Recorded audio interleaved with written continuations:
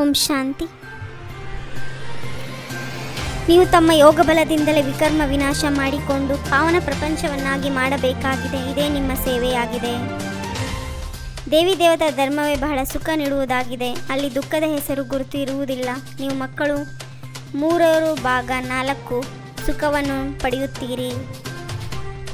ಯಾವುದೇ ಮನುಷ್ಯನಿಗೆ ದೇವಿ ದೇವತೆಗಳಿಗೂ ಸಹ ಭಗವಂತನೆಂದು ಹೇಳುವುದಿಲ್ಲ. ಭಗವಂತನು ನಿರಾಕಾರನಾಗಿದ್ದಾರೆ. ಅವರಿಗೆ ಯಾವುದೇ ಸಾಕಾರ ಅಥವಾ ಆಕಾರಿ ರೂಪವಿಲ್ಲ.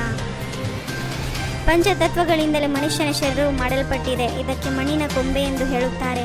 ಸೂಕ್ಷ್ಮ ವತನವಾಸಿಗಳಿಗೆ ಈ ಮಣ್ಣಿನ ಗೊಂಬೆ ಇರುವುದಿಲ್ಲ.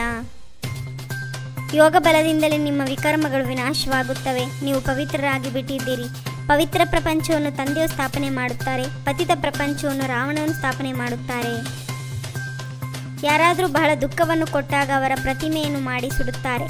ಇದು ಎಷ್ಟು ದೊಡ್ಡ ರಂಗಮಂಚವಾಗಿದೆ. ಸೂರ್ಯ ಮತ್ತು ಚಂದ್ರ, ನಕ್ಷತ್ರಗಳು ಎಷ್ಟೊಂದು ಕಾರ್ಯ ಮಾಡುತ್ತದೆ. ಬಾಲ್ಯದಲ್ಲಿ ರಾಧೆ ಕೃಷ್ಣರು ಎಂಬ ಹೆಸರಿರುತ್ತದೆ. ನಂತರ ಸ್ವಯಂವರವಾಗುತ್ತದೆ. ಇಬ್ಬರು ಬೇರೆ ಬೇರೆ ರಾಜಧಾನಿಯವರಾಗಿರುತ್ತಾರೆ. ನಂತರ ಅವರ ಸ್ವಯಂವರವಾದಾಗ ಲಕ್ಷ್ಮೀನಾರಾಯಣರಾಗುತ್ತಾರೆ. ಸೂಕ್ಷ್ಮವತನವಾಸಿಗಳಿಗೆ ಸೂಕ್ಷ್ಮ ಆಕಾರವಿದೆ. ಅದಕ್ಕೆ ಸೂಕ್ಷ್ಮವತನವೆಂದು ಕರೆಯಲಾಗುತ್ತದೆ. ಇಲ್ಲಿ ಸಾಕಾರ ಮನುಷ್ಯ ಶರೀರವಿದೆ.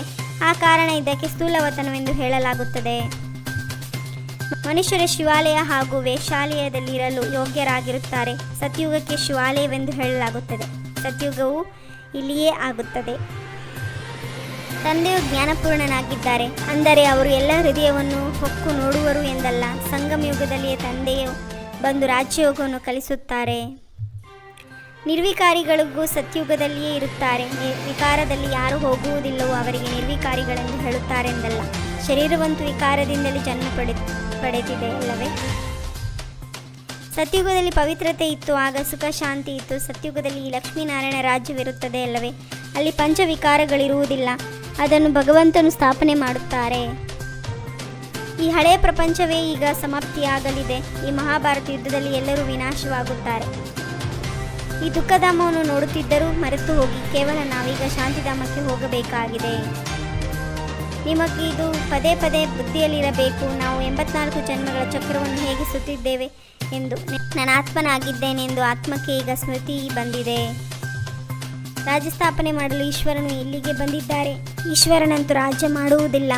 ರಾಜ್ಯಭಾಗ್ಯವನ್ನು ತೆಗೆದುಕೊಳ್ಳುವುದಿಲ್ಲ. ನಿಷ್ಕಾಮ ಸೇವೆ ಮಾಡುತ್ತಾರೆ.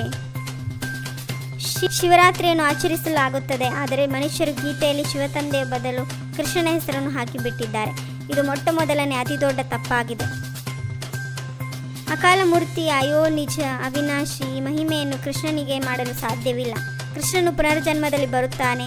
ಜ್ಞಾನದ ಜೊತೆ ನಡವಳಿಕೆಯೂ ಚೆನ್ನಾಗಿರಬೇಕು. ತಂದೆಯ ಸಮಾನ ಪ್ರೀತಿಯ ಸಾಗರನಾಗಬೇಕಾಗಿದೆ. ಎಂದೂ ಯಾರಿಗೂ ದುಃಖವನ್ನು ಕೊಡಬಾರದು. ಕಟುವಚನಗಳನ್ನು ಮಾತನಾಡಬಾರದು. ಕೆಟ್ಟ ವಚನಗಳು ಅಳಿಸಬೇಕಾಗಿದೆ. ಓಹೋ ತಂದೆಯೇ, ತಾವು ನಮ್ಮನ್ನು ಹೇಗಿದ್ದವರನ್ನು ಹೇಗೆ ಮಾಡಿದಿರಿ. ತಾವು ನಮಗೆ ಎಷ್ಟು ಸುಖವನ್ನು ಕೊಟ್ಟಿದ್ದೀರಿ. ಬಾಬಾ, ತಾವು ಕ್ಷೀರ ಸಾಗರದಲ್ಲಿ ಕರೆದುಕೊಂಡು ಹೋಗುವಿರಿ. ಇದೇ ನಶೆಯಲ್ಲಿರಬೇಕಾಗಿದೆ. ಸರ್ವ ಸಂಬಂಧ ಮತ್ತು ಸರ್ವ ಗುಣಗಳ ಅನುಭೂತಿಯಲ್ಲಿ ಸಂಪನ್ನರಾಗುವಂತಹ ಸಂಪೂರ್ಣ ಮೂರ್ತಿ ಭವ. ಸಂಗಮಯುಗದಲ್ಲಿ ವಿಶೇಷ ಸರ್ವ ಪ್ರಾಪ್ತಿಗಳ ಸ್ವಯಂಗೆ ಸಂಪನ್ನರಾಗಬೇಕು. ಜೋಶ್ನಲ್ಲಿ ಬರುವುದು ಸಹ ಮನಸ್ಸಿನಿಂದ ಅಳುವುದು. ಈಗ ಅಳುವ ಫೈಲ್ ಸಮಾಪ್ತಿ ಮಾಡಿ. ಓಂ ಶಾಂತಿ. 21 ಜನ್ಮಕ್ಕಾಗಿ 21 ಪರಮಾತ್ಮನ ಮಹಾವಾಕ್ಯವನ್ನು ಆಲಿಸಿ ತಮ್ಮದೇ ಆದಂಥ ಈ ಚಾನಲ್ಗೆ ಲೈಕ್ ಮಾಡಿ, ಶೇರ್ ಮಾಡಿ, ಸಬ್ಸ್ಕ್ರೈಬ್ ಆಗುವುದನ್ನು ಮರೆಯಬೇಡಿ. ಓಂ ಶಾಂತಿ.